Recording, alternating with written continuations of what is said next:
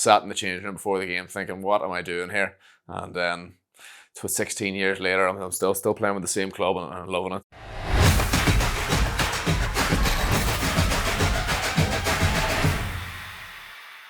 I'd say there's probably two men I would point to. The first is my father. My dad played for Tipperary and Antrim for years, big GAA background, and he was sort of the driving force to actually get me into GAA. Now, the area I live in, I didn't play GAA till I was probably 11 or 12, and he was sort of the driving force in getting me up there.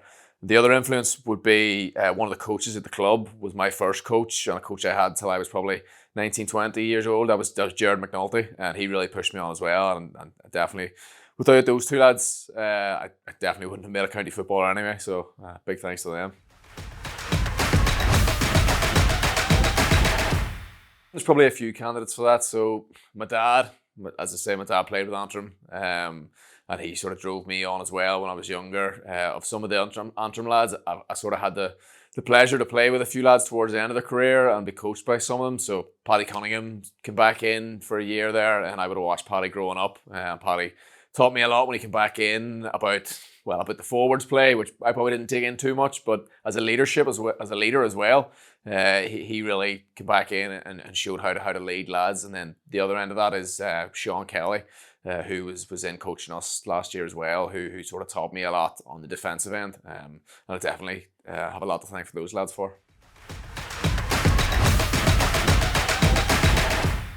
My earliest GAA memory is definitely my dad bringing me up to an under-12 game at the club on a Friday night, and me not wanting to go, didn't know anyone, and sat in the changing room before the game thinking, what am I doing here? And then 16 years later, I'm still playing with the same club and I'm loving it, so that was a funny start. I'd say probably the camaraderie as well. Now, I sort of played soccer before that, so I had the basic skills and I was always fast enough, so I was always kind of able to get away and get by.